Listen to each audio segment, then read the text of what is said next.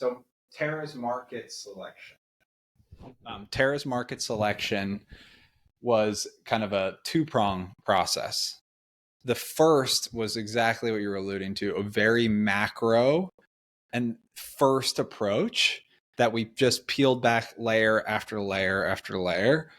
Majority of the work being done by my business partner, Ray Hyman. His background is at JP Morgan doing REITs.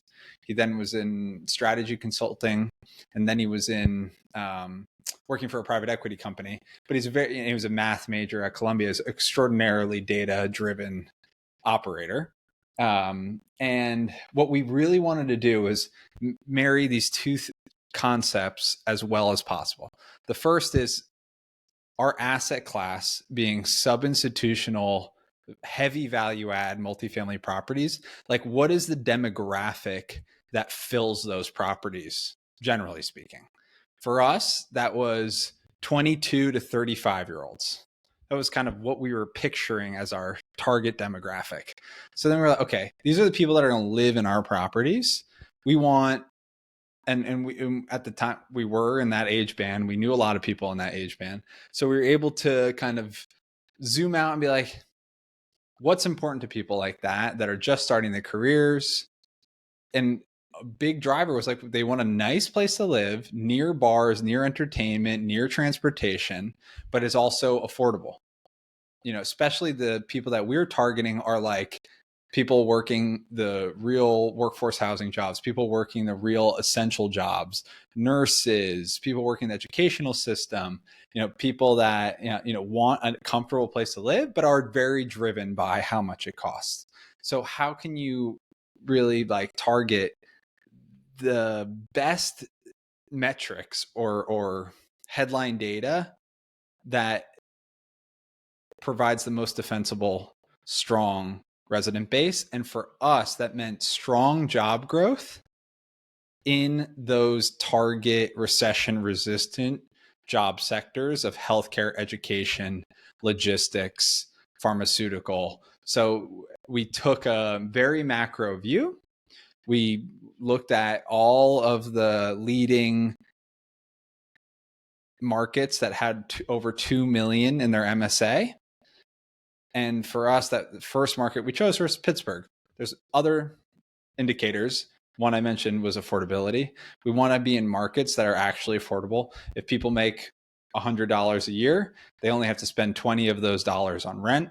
That's a very big, important thing for us. Very rare besides really the cities we're in and in the Midwest generally. Some other ones, we like to be in a healthily growing city. We don't want to be in a place, a lot of people always say supply constraints, supply constraints, supply constraints. Like, you want to be in a great neighborhood in a supply constrained area, and therefore your rents are going to beat the market on average year over year.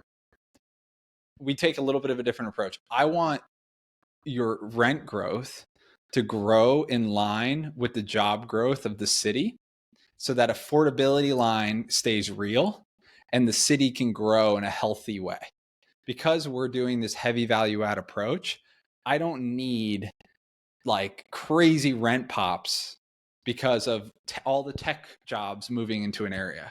I just need consistent 3% year over year, steady as she goes rent growth. I don't need 10. I don't need 15. I don't need an Austin 20.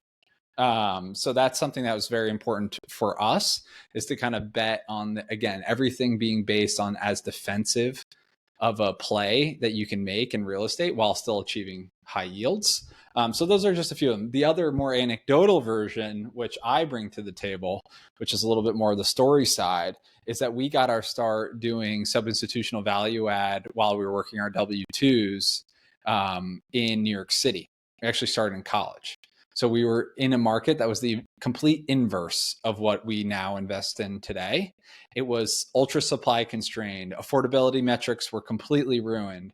Everyone needed a guarantor. Your tenants were students. And what ends up happening And what happened to us and what happened to all New York City investors is in 2019, they changed the rent laws. You were in an unhealthy market.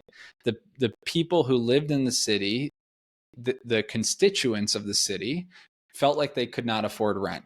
So what does that result in?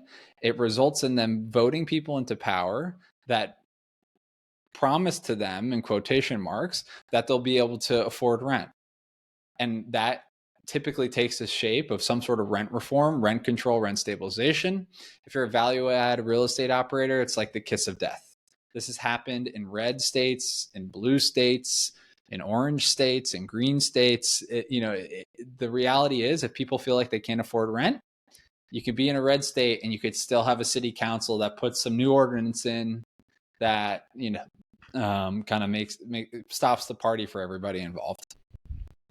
What I think is so interesting is I've talked to a lot of people, and you can always tell sophisticated investors versus unsophisticated investors because just the way they think about the markets in regards to their very curated thesis. I remember I was talking to an investor. He has like 2,000 doors and 2,000 houses, but his strategy is single family, 2 bath, 3 bed kind of thing, and that was his thesis in Texas, and he dominated and he just excelled. But what I found so interesting is he didn't gravitate outside of that. He never had like, RV parks. He never gravitated into like triple net. He never focused on multi. He just focused on that one thing and he just curated the crap out of it.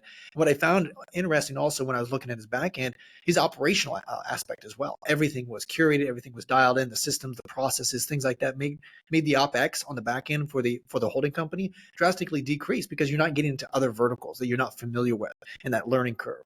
And that's why I wanted to ask you about like the evolution of, and I love what you mentioned, so data focused, right? There are those 3 cities, 3 states that you're really mainly focusing on. And within those, there's even curated and then also who you're kind of working with. These are not elderly individuals. These are right there in that mid tier. And you're looking for these projections that go along with consistency of the growth of the population, as well as the annual income. And then the cost of living and so forth. I want to ask you on when you're actually looking at these properties, more so on the back end. And let me ask you this. So it's not about like actually closing the deal. We'll talk about that. But it's actually once you actually have closed the deal and then you are doing some value add. There are obviously you mentioned earlier on, there are certain specific things that are like check off, like, hey, these are the not the easy things, but these are the high leverage activities. We know we've done it numerous times. These are the things that will produce the results that will obviously increase the market. My question is, what are those? When you're going in on an operational aspect and saying, hey, this is our game plan for the next 18 months. This is what we're going to be doing. This is how we're going to be doing, et cetera. And we expect this kind of result, et cetera. But also, what other things are you adding at a micro level that actually create some good alpha on the return that are unexpected? Unexpected might be hard, just because that's really audience dependent. But I could kind of give you my. So let's just start with the simple ones, and then we can kind of get more creative. So the simple ones are adding a bedroom, opening the kitchen, maximizing the natural light. If that means expanding the windows, that means expanding the windows. Hardwood floors versus cheap gray LVT. It costs a little bit more, but you tend to increase your retention. Highest value driver, I think most people know this by now, but is adding washer dryers into units, right? That's a lever to pull. Quartz countertops, white subway tile backsplashes, white shaker cabinets, or open shelving cabinet, opening shelving concept instead of shaker cabinets. We do both, kind of depending on the space. Adding islands when you can, opening kitchen walls, doing tile surrounds versus vinyl surrounds in the bathroom, doing tile floor in the bathroom, doing nice vanity and mirror combo, doing decent window treatments. I think a lot of those have been figured out. I don't believe that there's kind of a silver bullet for us versus other operators when it comes to value add. But what I can tell you is there's a lot of value add operators that aren't doing the simple stuff. It's really there's a playbook. Go by the playbook, you'll succeed. A lot of people cut corners. A lot of people are cheap, and that results in some bad outcomes. When I got started in the space, like you try to cut corners to make the numbers work and blah, blah, blah. You're just going to end up fixing it eventually anyway. So, just do it up front is my view. I have a little bit of different philosophy when it comes to the MEPs than many other operators do. I spend a lot of time on MEPs. I'll spend an enormous amount of money on a project to convert everything to electric and have it build directly back to the tenants. Sometimes, often it will underwrite better in those scenarios when you're removing steam heat, you're removing the boiler, and you're doing direct forced air, or you're doing mini splits. It will often underwrite better. Sometimes it doesn't. But we'll still push for mini splits. We'll still push for forced air. We'll still push for sub metering. We've done over 50 of these now, and we've owned some for many years. How low your OpEx ratio can get on small, truly like mini multis, 5 unit, 6 unit, 7, 3, 2 unit buildings. If everything is sub-metered, everyone has like direct entrance to their property, fully renovated, all new appliances, like your repairs and maintenance and your OpEx can be like virtually, 20% expense ratios, which is really powerful from a year-over-year cash-on-cash perspective. The reason I bring that up is I was just looking at our trailing 12 months, and like we're way lower than our underwriting, and I think that's rare in multifamily. And I think the reason for that is like there's something about smaller properties when you fully renovate them, especially when it's forced air or mini splits, that is just very low touch from an operational standpoint. People take out their own trash. Often here's a good trick. We'll hardscape all of the soft areas so that you don't have ongoing lawn care. If there's a very large backyard, we'll maintain it, but we'll fence it in and give it to each of the residents at the property. So then they maintain their own yards. So it's like you're making decisions that increase the perceived value from the residents' experience, but you're ultra focused on lowering the operational cost of the unit. And it works. Like it's very effective. It's hard to prove that out to people in pro formas. Like people are often like, oh no, your expense ratios are too low, something like that. It's like, okay, well, here's like 30 buildings that have been operating for 24 months. And here's our cash on cash. Here's our expense ratios. And then people start to drink the Kool-Aid. But I think it's just being focused on kind of building these defensible properties, I wish I had some really, really kind of secret one, project I did recently, which was pretty cool. And it's all planning specific and what building code the city's working on off of and stuff like that. But we've been extraordinarily successful on top floor units in small multifamily of putting in skylights for the living room and kitchen, and sometimes turning studios into like really nice 2 bedrooms. And often in small multifamily, you can raise the top floor roof. It's often dropped pretty significantly. So we'll increase the ceiling height. We'll put in a loft of some sort. We'll put in skylights, and then there'll be no window besides the workable skylights in the living area. We'll try to expose brick in that area too, and then we'll put we'll use the perimeter windows to create 2 bedrooms, or like a bedroom and an alcove or something like that. And we've done extraordinarily well with that. So, little things like that, just through experience, can make it so you're slightly more competitive than another operator. But I think you just got to jump into the industry. You got to be doing a lot of projects, and then you'll start to kind of find out some tricks of the trade along the way.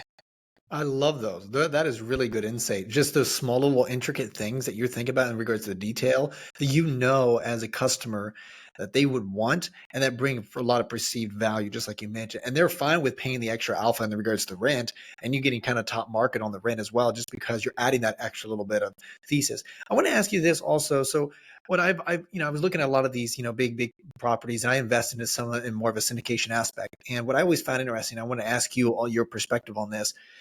where you want to make sure that there's a high expectation. There's a lot of high expectation what people are expecting now. In regards to, hey, I want a community center, I want a pool, I want a dog park, I want this, I want that, right? All these things added included for the price of it.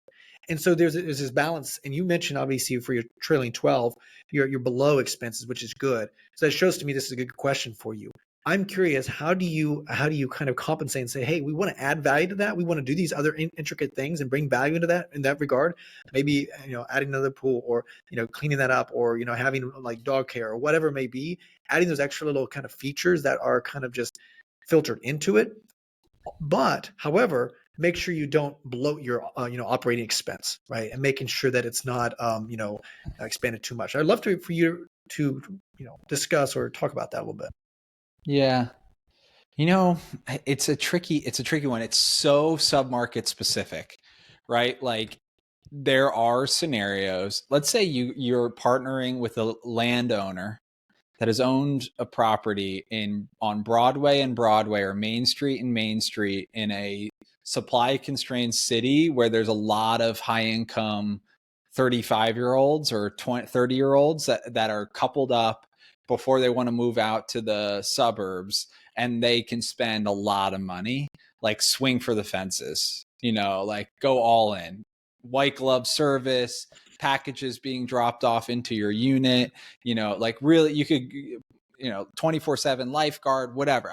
I'm using kind of extreme examples, but my point is that you can really go all out and beat out your competition. And when I did that for many years, and we had a very low cost of capital. Debt markets were in a different place. We were getting into this land at a really good basis. A lot of the land was already owned. We were partnering with current landowners. We were just a big builder that was able to like hire the best design firm and really push it.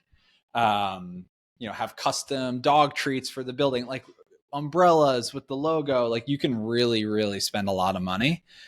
If you're trying to beat out the market in a place that has amazing absorption and huge demand, I think you go for it. That's not what we do. I think where that gets tricky is when you're in like these maybe commuter towns or Class B neighborhoods, and people are saying, hey, let's do this value add multifamily deal, and let's like try to get the rents up 20%, 30% by renovating the interiors and then adding a pool, or like starting adding amenities. A lot of people have done this. People are more cost driven than I think a lot of people think. People often, again, this is just by my experience, especially if it's like a workforce housing play or anything close to that, people want to be able to drive to their apartment, get out, feel safe, walk into their apartment, have it nice inside. And like if they can get that and it feels safe and nice, and maybe it's fenced in, maybe there's great lighting, maybe it's well landscaped and curated, I think that people may leave those amenities behind. And at least in my opinion, that makes up a vast majority of the multifamily. If we're thinking about like the true urban infill locations, like phenomenal areas in Dallas, Fort Worth, like, yeah, you got to bring it. You got to bring it. Right. And then I don't think you should hold back. I think it's like you lean into it. If you start hiring a security company to work as your doorman instead of having an actual white glove doorman, like your community is going to start going down, and the other syndicated community that's holding a 45% expense ratio is like gonna start to win over time. That's just my opinion. We have just removed this whole calculation from our business model, and we don't have any amenities. We have zero amenities. We never do amenities. We don't have elevators. This is like drive up, walk in, keyless entry. So we have the biggest amenity we have is we have Wi-Fi in the building, and we have a keyless entry on all our doors, Schlag and code locks that you just type in a code, you get through the front door, you go to your apartment door, you type in the code, and you get in. And that's the amenities that we have. It sounds bare bones, but like when you're in a walkable area in a good neighborhood and you're paying 30 to 35% less than those luxury communities, and you're 24 and you're working at Salesforce, or you're working at Duquesne Light, or you're working at the Allegheny General, like maybe you can hold off on the pool for a little bit. That makes sense. That makes sense. And I think it's interesting. I appreciate you kind of navigating that question a little bit and the way you think about it, because it is so contingent depending upon, do these individuals, your clients, do they have a little bit of extra, income that they can deploy and they kind of expect that, et cetera? Or are you kind of dealing with someone that's got 3 kids to whatever, and they got other expenses, and you're not obviously optimizing for the pool and the this and the that, right? Because it's just a different audience. So I think it's just important to understand and being very contextual, but also very data driven. And I think that's what I appreciate the way you think about this. And I should just comment quickly. It's like we did a really deep studies on trying to determine, it was when I was at Lennar, trying to determine like what is the rent pop for adding a washer dryer? What is the rent pop for adding floor to ceiling windows versus like knee walls plus windows? What is the rent pop for adding a pool? What is the rent pop for adding a package room? Like we tried to back into that, and I believe some people feel like they came to an answer. I was a little bit more skeptical. I think it's like you can lean into certain amenities well and win out, but it's hard to be like dollar for dollar. I'm going to get $50 more for a washer dryer. Yeah. It's so comp specific. It's so demographic specific. So I just think you really got to know your market and do deals in it. And then you can kind of feel, because maybe you've added washer dryers to 30 units already in a building down the street, and you know that you got $25 more a month. Like now you can answer the question. Without that level of experience, I think it's hard to really defend that. So I'm going to ask you this next question because I love stories. I remember one time when my dad, he owned some real estate and I was younger, and we were going to just spend about 2 hours at one of these apartments to fix something. It was on a Saturday. I was like, okay, cool. I can anticipate that and then do, whatever I want to do on the Saturday.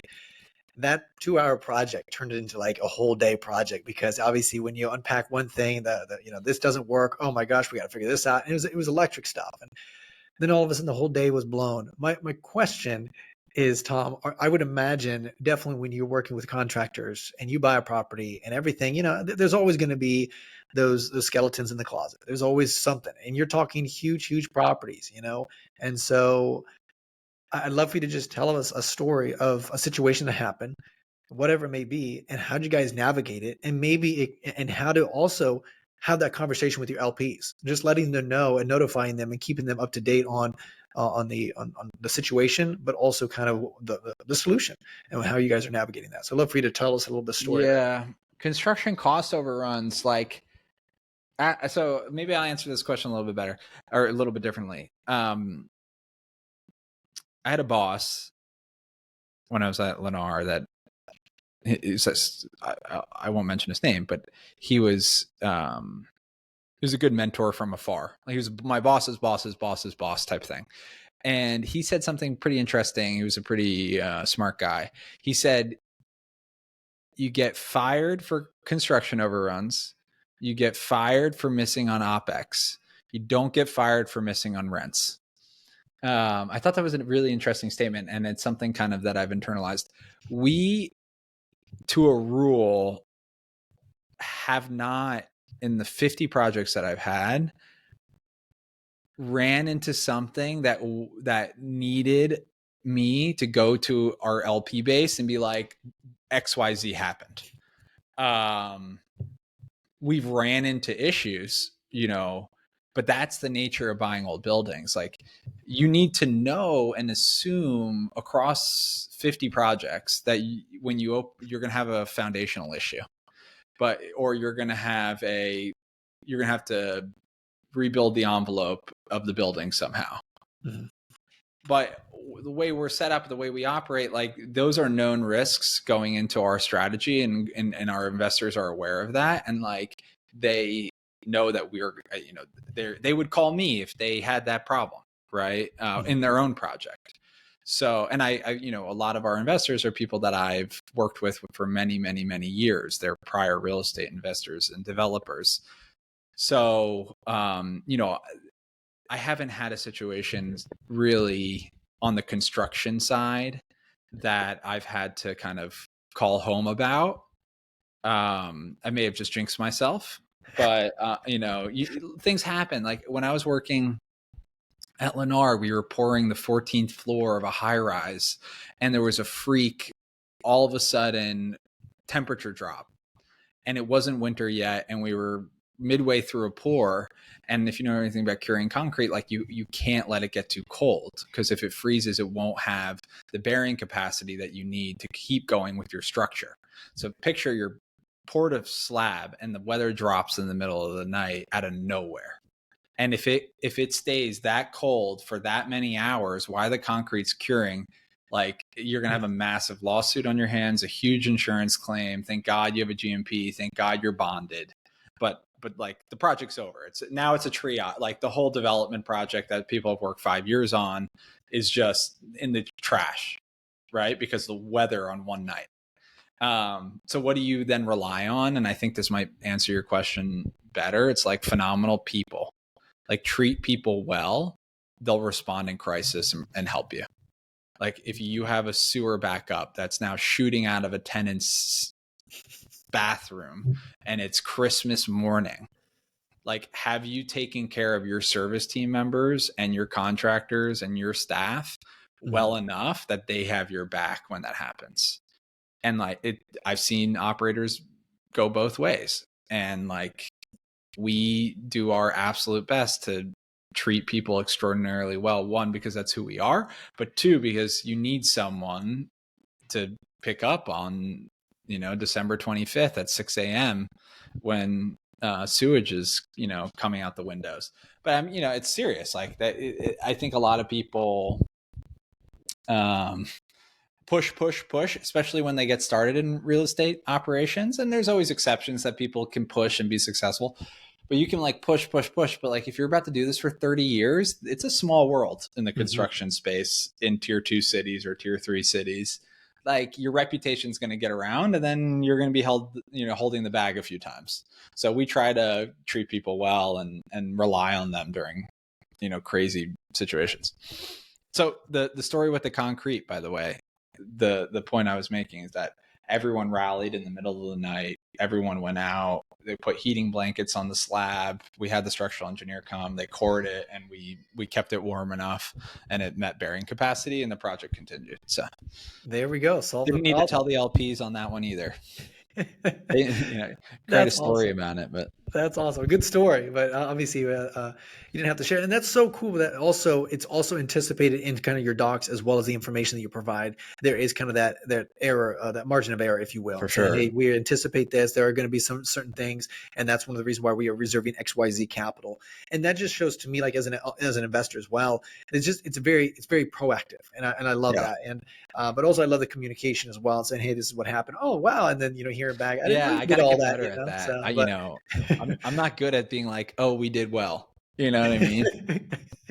And pat yourself on the back with all the LPs. Yeah, I'm not good at that. I got to get better at that. Now it's time to write more checks, But anyways, Tom, this is fun. So I want to also ask a little bit about the structure of this, structure of the deals. Okay, we have seen the cost of capital drastically increase. There are different ways of restructuring it, and then also, like you mentioned, just the construction as well.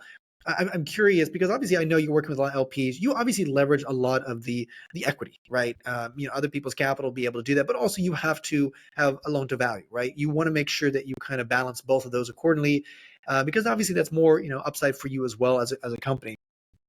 Well, how do you structure that? What do you look like? I know it's contextual, so maybe if you want to kind of unpack a deal, and this is kind of what it looked like, and then the way you thought about it, definitely with the macro trends that are going on, I'd love for you to just talk and discuss a little bit about this. So like through 2022, we were probably 70% LTC. We're probably closer to 50% LTC today, loan to cost. You got to dial it up and down. When debt's expensive, to maintain strong DSCRs, you have to dial the debt back. It will likely reduce your cash on cash every year, your cash on cash every year. I have no idea where cap rates are going to be in 2025 and 2027, 2029. So, and I think anyone that's saying they do is just like a waste of time. So am willing to compromise on my cash on cash. So in 2022, 2021, we were able to stabilize debt in the 3s, 4s, 5s, right? When you're stabilizing a sub-institutional value add deal in the 8s yield on cost, you're in the low teens cash on cash, right? Today, those same 8% deals, if you're getting debt in the high 6s or at a 7, your cash on cash is going to be high single digits to medium single digits. Wow. So how do you kind of solve for that? One of two ways. One is you buy at a higher projected yield on cost, which is difficult when there's like general economic headwinds. So the way in which you do that is you're offering at a lower basis. Construction pricing hasn't really moved that much in the sub-institutional space, maybe slightly, but like it's not meaningful. The total construction dollars are 20 to 30% of your total deal size. If that moves by 5%, like it doesn't really move the needle that much. So your basis is your main thing. And obviously no one's going to be giving away as much as a lot of people out there, especially capital allocators, are saying, oh, REITs are down 40%. Private real estate should be down 40% too. It's like, it's not how it works. And I don't think it's ever going to work that way.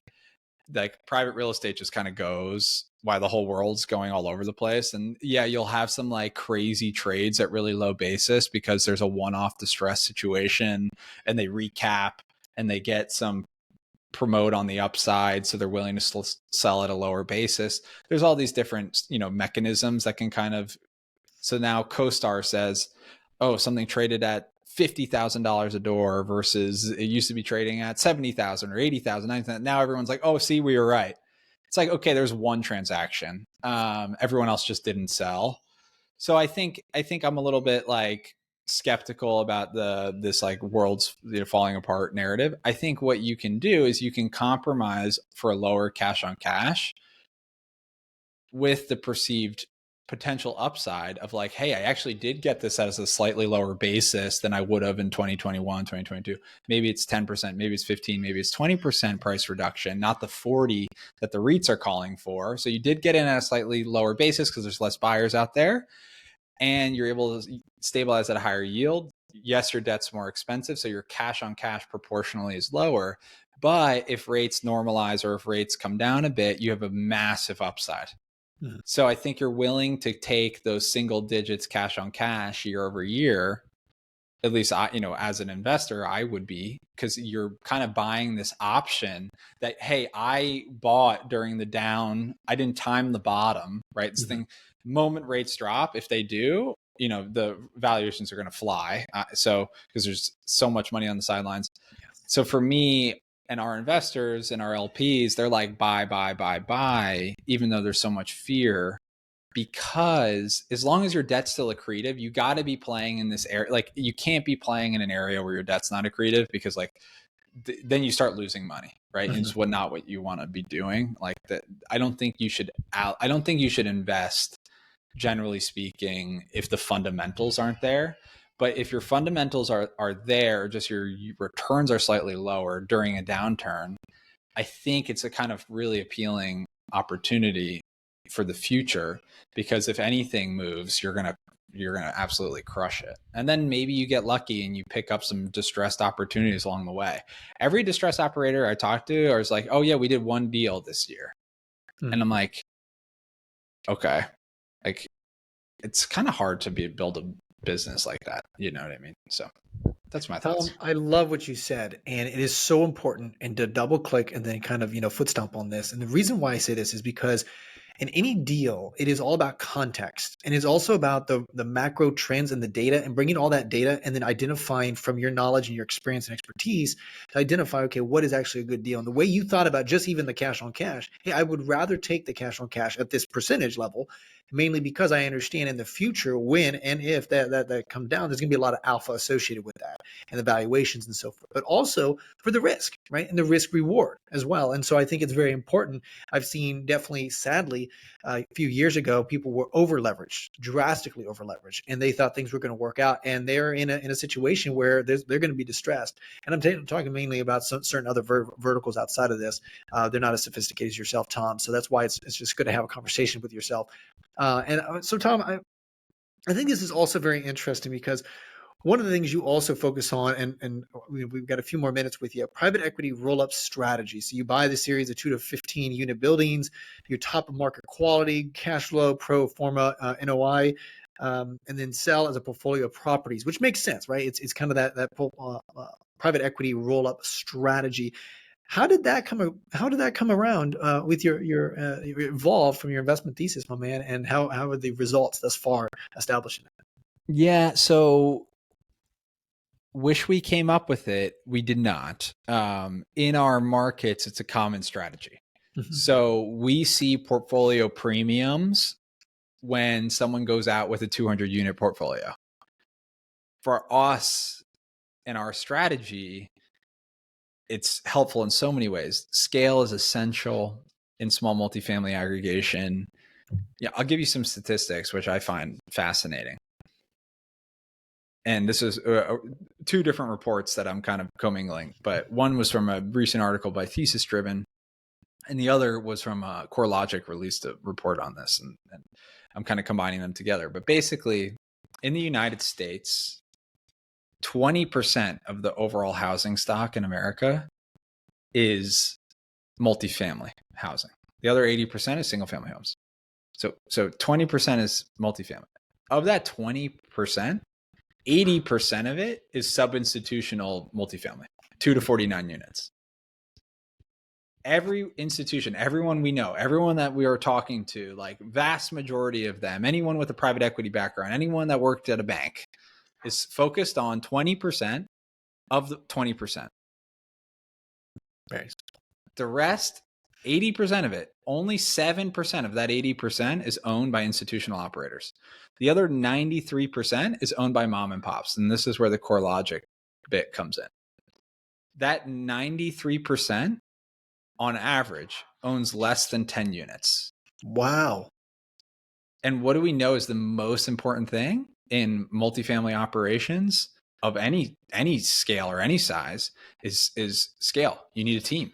Mm-hmm. How are you going to afford an asset manager or a property manager or any manager, anybody with 10 units? It's extraordinarily difficult, right? What's the revenue you can generate for fee revenue for a property manager on 10 units? It's de minimis.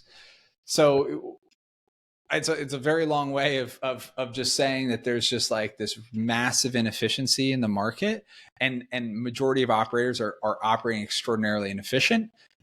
So you have to spend time to build up a portfolio to break through away from that 93% owning 10 units into the more institutional grade. 100 for us, when I was working in Illinois, I was 140 units plus.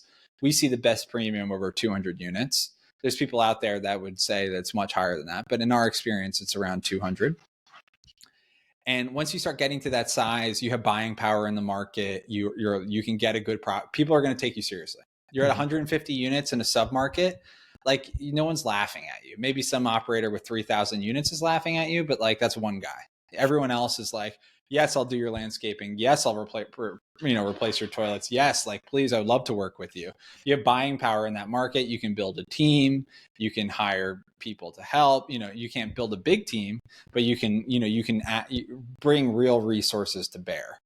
So that's the way we think about it. And obviously, so when you're selling a business, you've aggregated all these small businesses. Now you have a bigger business. People tend to pay higher multiples or lower cap rates for bigger businesses than little one-off businesses. So that's the portfolio premium that we try to bring to our investors, and we try to, access that.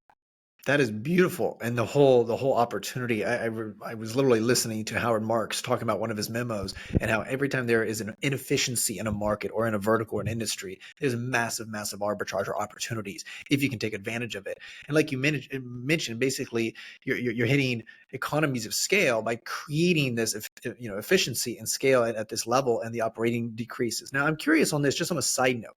So Yep. you're mainly in this real estate vertical, and you mentioned some other kind of companies outside of that. And I've seen some companies where they kind of evolve into this, where, hey, to actually decrease our cost of operations, landscaping, construction, whatever it may be, we actually start kind of buying those companies or Yeah. JV and so forth. Is that a strategy at some point? I have seen large, once you hit some sort of scale Yeah. at that level. I got a lot of dreams. There's a 5-year plan. I think I would like first one would probably be cleaning that I would pick up. We've thought about that before. We have a short-term rental business that operates, and we spend an enormous amount of money on cleaning. So that's been something that has been interesting to me. Construction company is a big one. We do enormous amount of construction management. I'm interested in eventually owning and operating a real construction company. We almost did it a few years ago, and we still have the opportunity to do it. But it just, like you said, you can't chase the shining object, right? You got to stay laser focused, and then hire people smarter and better than you to then eventually help you grow and buy more things. But But at some point, you are looking at that trajectory, and you think for sure. for the return and the time, energy, and effort, it would Oh, it's actually be very, huge. very productive to Oh, bring it it's in huge. house. Okay, gotcha. Some of the best developers in history own foundation companies. Hmm. Like foundations are like one of the most expensive line items in development. So if like you can get in the ground 10% cheaper than your competition, and also be paying your staff and be the Yeah. first in line, and them being willing to come during Christmas and work type narrative, you're extraordinarily like a strong business. Mhm. Certain trades I think are great to own. I think others maybe you would hold off, like specialty HVAC. It wouldn't be on my short list. But like laborers, carpentry, painting companies, like Yeah. it could be interesting. Yeah, I would love to have that conversation another time to be able to see what you're thinking in regards to strategy, because that's what I always Yeah. find interesting is at what point is the alpha worth it for the bringing it in house? Is it Yeah. just Yeah. better to subcontract it out, or to be able to put it in house once you hit that economies of scale? Well, we And I brought love. property management in house, so that's one we already did. I've Um, seen that huge. I've seen that just because it streamlines everything, yeah, integration and it's so better forth. data, Yeah. you can control the process, and you can like real time veto expenses, etc. Um, Property management's a good one. We brought leasing in house, which is part of that, which is very worth it, like right out the gate, kind of low hanging fruit. Mhm. Um, yeah, I don't know. I would have to think about it, but it's something we do talk about. Another time, another conversation. Yeah. Tom, I really appreciate you being on here, man, and just sharing your incredible knowledge and wisdom in this kind of macro trend. But the way you interpret the data is always constantly changing. Whether it's a down market, up market, whatever it is, whether the interest rates are up or down, whatever it is, it's a constant evolution of the way you think about it and the frame that you think about it within. And I think that's so important for just any investor. It's not just this cut and paste. It's not black and white. It is very contextual, depending upon a lot of factors and a lot of variables that are going on in the economy, and being able to take advantage of that, and the way you think about that holistically from your even deal flow with your LPs, with the structure of the contract, and making sure everything runs operationally correct. Tom, for those that want to be reaching out to you and connect with you and just learn a little bit more about what you got going, I know you've been featured in a lot of different places, but how can they reach out to you, my man? Yeah. USAterra.com. Simple That's enough. that's the easiest. Perfect. I'll put that link in the description below so you guys can reach out. Put his LinkedIn account as well, and then his other places that he's been featured on Bigger Pockets and all sorts of different kind of fun stuff. And Tom, I really appreciate being on here big time, you guys. That is the co-founder of Terra Capital, the one and only Tom Higgins. Guys, that is Journey Thanks, with man. Christian Evans podcast. Until next time, be uncommon if you can. Tom, my man, that was a lot of fun.